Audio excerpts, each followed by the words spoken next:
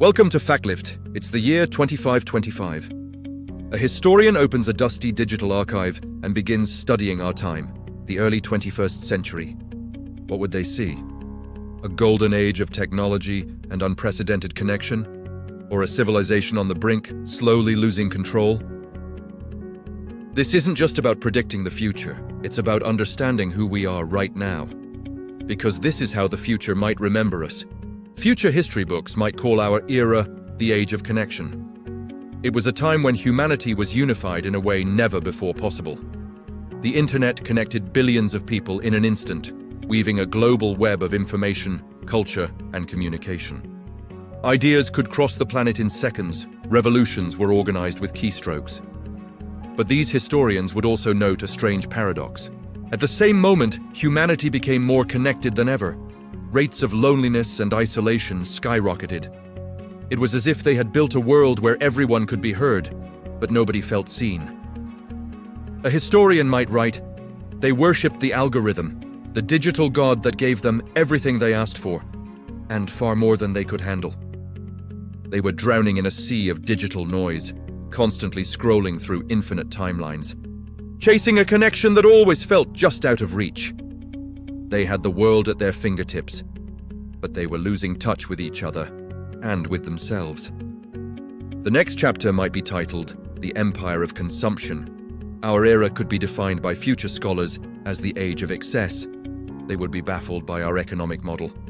A system built not on what people needed, but on what they could be convinced to desire. Fast fashion, single-use products, and a relentless cycle of overproduction fueled a global engine that consumed resources at an unsustainable pace. Imagine a student in the future learning about our society. A society that could have anything in the world delivered to its doorstep in 2 days. Anything, that is, except more time. Our consumption was a frantic attempt to fill a void, to buy happiness, to own a piece of a dream that was always being advertised but never truly delivered. Historians will look at the mountains of waste we left behind and wonder what we were really searching for. Then comes the chapter that might both fascinate and terrify future generations: the rise of the machines.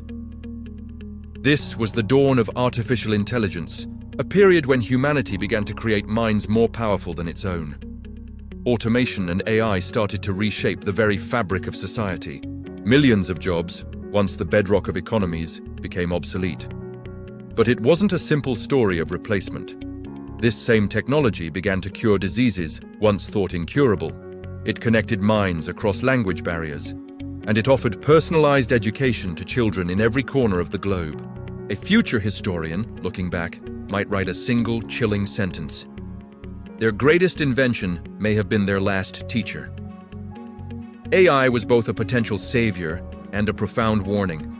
It promised to solve our biggest problems, but it also posed the ultimate question: what is the purpose of humanity in a world where machines can do everything better? Perhaps the most haunting chapter in our future history will be the climate paradox. Historians will have access to all our data, all our reports, and all our warnings. They will see, with perfect clarity, that we knew what was happening.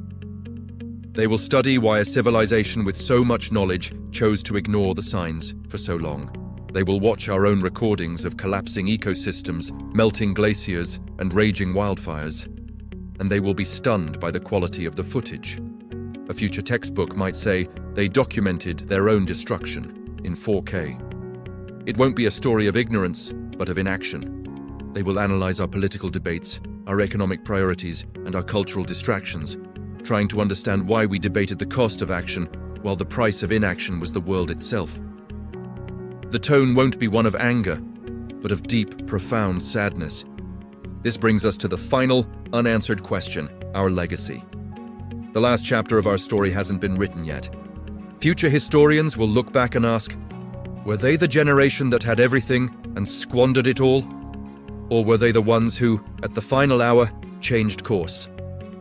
They'll see two paths diverging from our present moment, one leading to ruin, the other to renewal. They will look for the heroes, the innovators, the ordinary people who decided to act. Because history doesn't remember what you had, it remembers what you did. It remembers what you changed. So the question isn't just what they will write about us. The real question is, what are we choosing to write for them right now?